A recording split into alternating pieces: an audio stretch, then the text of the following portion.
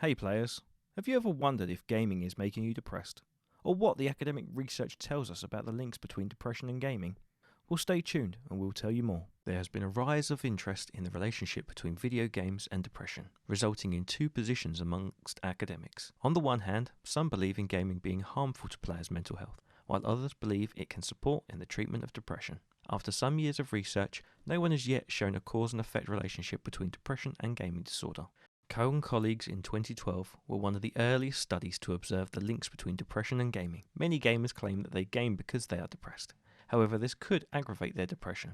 Excessive gaming produces an environment in which individuals are frequently isolated in the physical world, such as spending a lot of time in their room. They may have retreated from friends and family, and exercise is generally limited. This environment and way of life can lead to depression. Nevertheless, two more recent studies from 2020 by Cole and colleagues and Pine and colleagues showed that video games act as a beneficial alternative and conveniently accessible strategy for reducing the intensity of depression and anxiety symptoms. The evidence now suggests that video games may act as a preventative measure or even enhance standard therapy methods for these disorders. It is normal to have periods in our life where our mood is not the highest. Problems occur when the symptoms become frequent and cause you to lose interests in activities you once loved. The main difference between depression and sadness is that depression is a long-term issue that lasts several weeks, months, or even years, whereas sadness may only last for a few hours to a few days.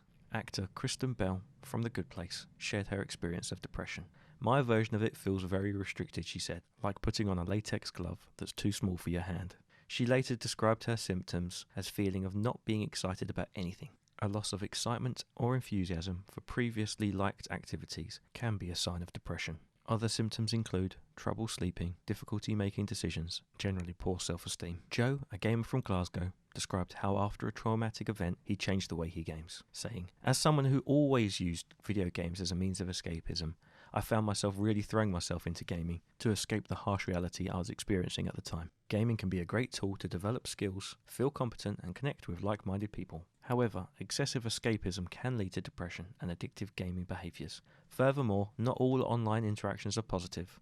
Some gaming environments may be more openly hostile and confrontational than others. When used positively, video games give an opportunity to improve social connections and form authentic relationships. For a variety of reasons, some people prefer the safety of online interactions to offline. Online friends are sometimes the only source of support available. Evidence from Bessier and colleagues in 2010 observed that social internet activity was positively linked to a reduction in depression symptoms.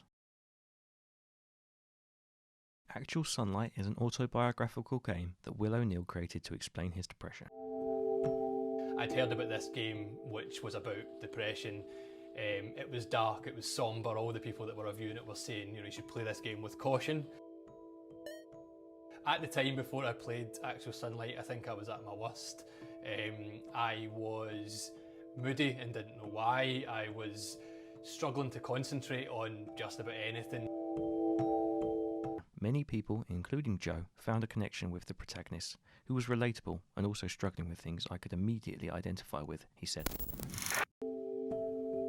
Actual Sunlight is an autobiographical game that I made to capture my own experience with depression, but I never intended for it to be, something to promote or help people going through mental health issues.